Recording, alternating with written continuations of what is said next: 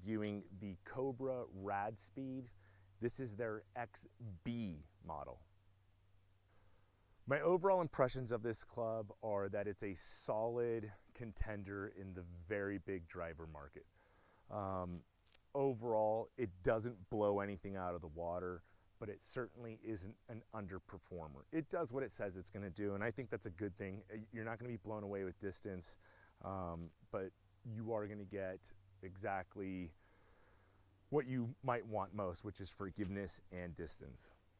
So the strengths of this club are it's big and it's very forgiving. I think a lot of people will like its sound and its feel. This is one of the clubs that has a little bit more of a springy bounce off the face, in my opinion. So I think people who like that type of feel are gonna enjoy this club. I think with its big face, you're gonna like its forgiveness. And with its back weighting, and that's what the XB stands for, they have extra back weighting back here to help the launch angle, get that ball airborne, and be more forgiving. I think people are gonna like that. I know a lot of people struggle with getting the ball airborne off the tee box, and this club's gonna help you do that. That's what it's designed to do. Okay, so for me, some of the weaknesses are more aesthetic. It does have a kind of faded paint job, so you can see the carbon fiber crown. However, it's got a gloss finish, and it also has some, I don't know how else to put it, glitter in there. It's a black faded paint job, and there are these sparkly flecks, and out here in the bright sun, it looked like glitter. So it was a little bit distracting to me. So for me, that aesthetic point just wasn't the best, and so I'd say that that's a weak point.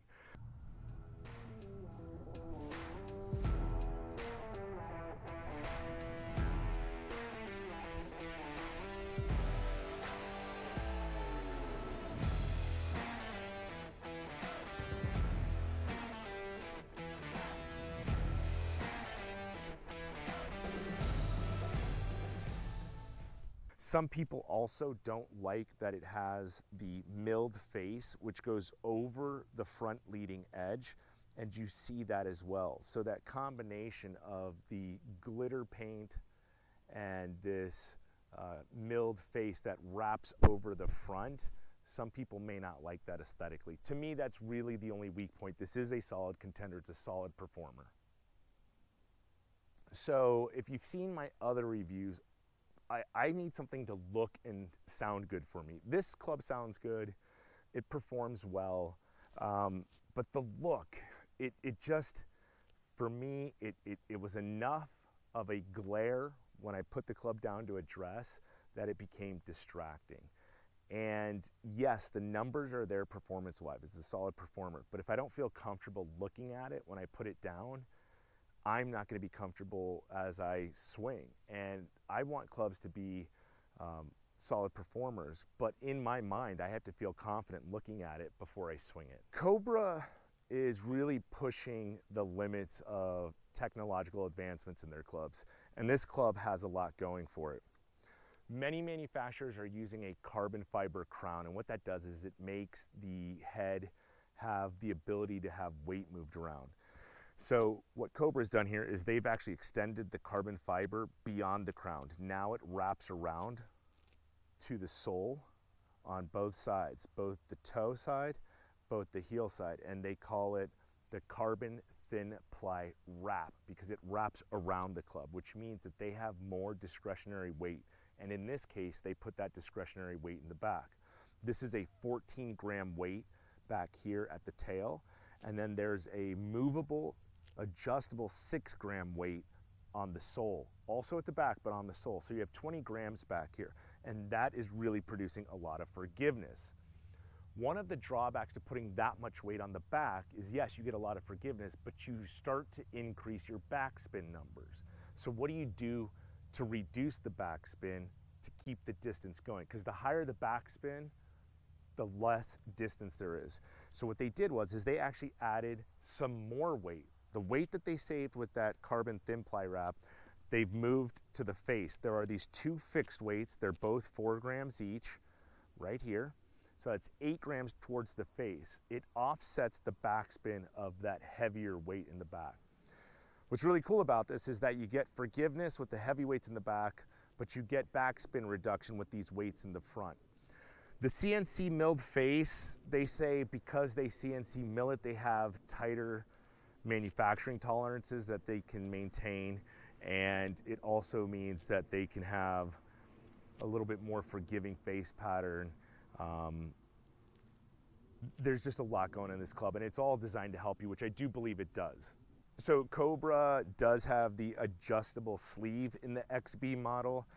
You can take this as low as a 7.5 degree face all the way up to a 10.5 degree face. The standard setting is 9.